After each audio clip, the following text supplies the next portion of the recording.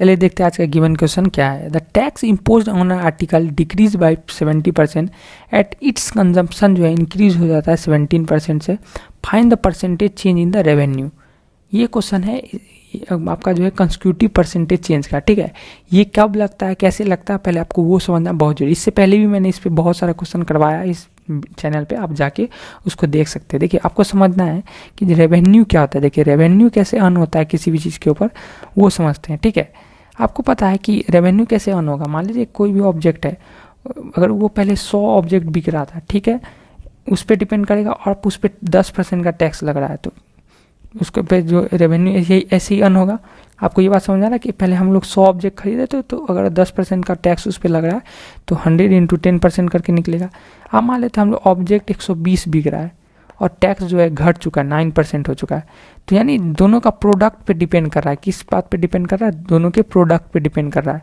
तो उस वाले केस में सक्सेसिव परसेंटेज चेंज का कॉन्सेप्ट लग जाता है। आपको पता है कि अगर एक और कॉन्सेप्ट आपको पता है, आपने कभी बचपन में पढ़ा होगा कि अगर किसी पे टैक्स कम होता है तो वो उसी किसी ऑब्जेक्ट का जो कंजप्शन अपने आप बढ़ने लगता है ना, ज़्यादा लोग उसको खरीदना प्रीफर करते हैं। ये चीज़ होता है।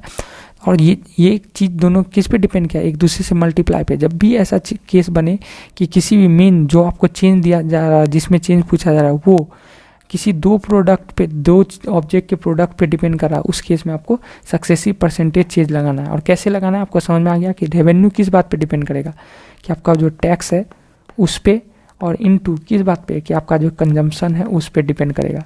तो हो गया ना मल्टीप्लाई वाला केस। तो उसमें आपको कुछ नहीं लगा, सिंपली आपको सक्सेसिव परसेंटेज का फॉर्मूला लगाना। ये फॉर्मूला मैं पहले ही बहुत बार यूज़ कर चुका हूँ। इसको बोलते हैं A + B + A × B/100। यही आपको लगाना है। जो इसका वैल्यू होगा वो आपको रख देना है। बस आपको इसको वैल्यू रखते समय एक बात पे ध्यान रखना है, डिक्रीज मतलब जो वैल्यू होगा उसको माइनस में लेंगे, और इंक्रीज मतलब प्लस। यहाँ डिक्रीज बोला है तो माइनस में, और इंक्रीज बोला है तो प्लस में। यानी A का वैल्यू यहाँ पे क्या होगा, -17, और B का वैल्यू आपका क्या हो जाएगा, +17। अब सिंपली आप इसका वैल्यू यहाँ पे रख दीजिए।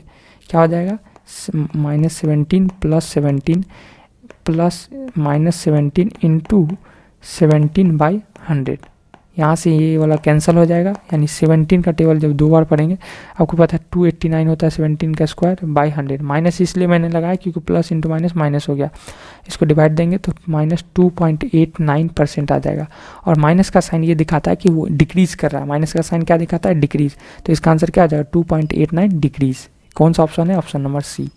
आई होप ये कॉन्सेप्ट आपको समझ आ रहा है। वीडियो अच्छा लगा है तो वीडियो को लाइक कर ले, और अगर सिमिलर कॉन्सेप्ट आपको और सारे क्वेश्चन करना है तो आपको इस चैनल पे प्लेलिस्ट में जाके चेक कर ले, आपको मिल जाएगा। वीडियो अच्छा लगा वीडियो लाइक कर ले, और चैनल को सब्सक्राइब जरूर से कर ले। Thanks for watching.